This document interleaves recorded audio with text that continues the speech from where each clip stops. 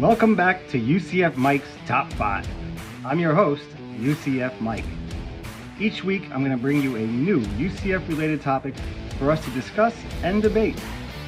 This week's list, Top 5 Interceptions. Before we get into the list, I want to mention a couple interceptions that did not quite make it onto the Top 5. January 1st, 2019, UCF versus LSU in the Fiesta Bowl. Bam Moore picks off Joe Burrow and goes 93 yards for the score, putting the Knights up 14-3 in the first quarter. A great play that is more remembered for Joey Connor's crushing hit on Burrow and Nate Evans' taunting penalty. Had UCF won this game, you could make a great case for this play to be included. But being in a loss knocks it out of the top 5. January 1st, 2018, UCF versus Auburn in the Peach Bowl. Antoine Collier's interception in the end zone seals the victory for the Knights. Though it was a game-ending play, it's not even the best interception in that game. Spoiler alert. Number 5, 2005, Joe Burnett versus Rice.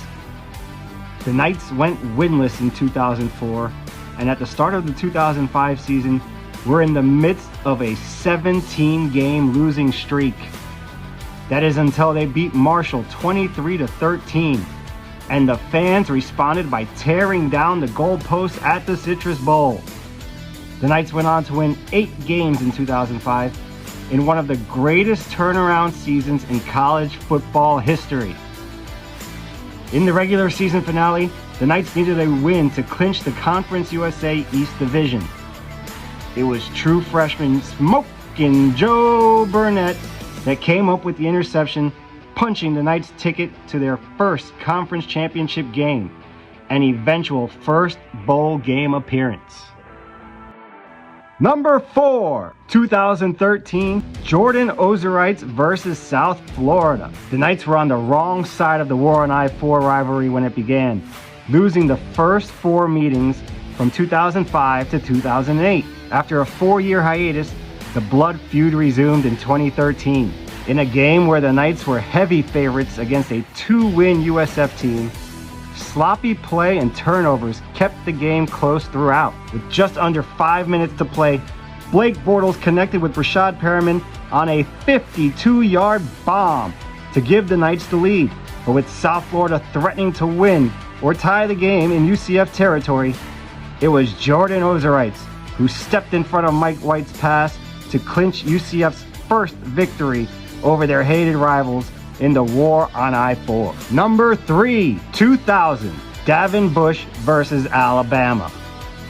This game is remembered most by Javier Borlegi's game-winning field goal, and in some cases, Tyson Hinshaw's memorable helmet-flying touchdown. But it was Davin Bush with the score tied who picked off Andrew Zhao and tight-roped the sideline, returning it 46 yards for the touchdown to put UCF up to help ruin homecoming in Tuscaloosa. The Knights would go on to win 40-38. Number 2, 2017, Trey Neal versus Memphis. The 2017 American Athletic Conference Championship game had plenty of drama, starting with rumors of head coach Scott Frost already making plans to skip town for Nebraska. A wild back and forth double overtime thriller finally came to an end when Trey Neal saved the day at the 2-yard line, keeping UCF's perfect season alive and sending them to Atlanta to face Auburn in the Peach Bowl. Number 1, 2017, Jaquan Burkett versus Auburn in the Peach Bowl. It took a while for Mackenzie Milton to shake off the nerves and get rolling in this game, but when he did, it was a thing of beauty. He connects with Otis Anderson to tie the game, and then pulls off this magic act to Dredrick Snelson to take the lead. Then, it's Jaquan Burkett with the biggest interception in UCF history, stunning the Auburn faithful and putting the Knights up 34-20. UCF ends the season as the only undefeated team in college football, resulting in the school's first national championship. Thank you again for joining me on UCF Mike's Top 5. If you think I got something wrong on this list, make your own list. Put it in the comments, and I'll be happy to discuss it with you. If there's something you want to see on a future UCF Mike's Top 5 list, put that in the comments too while you're there.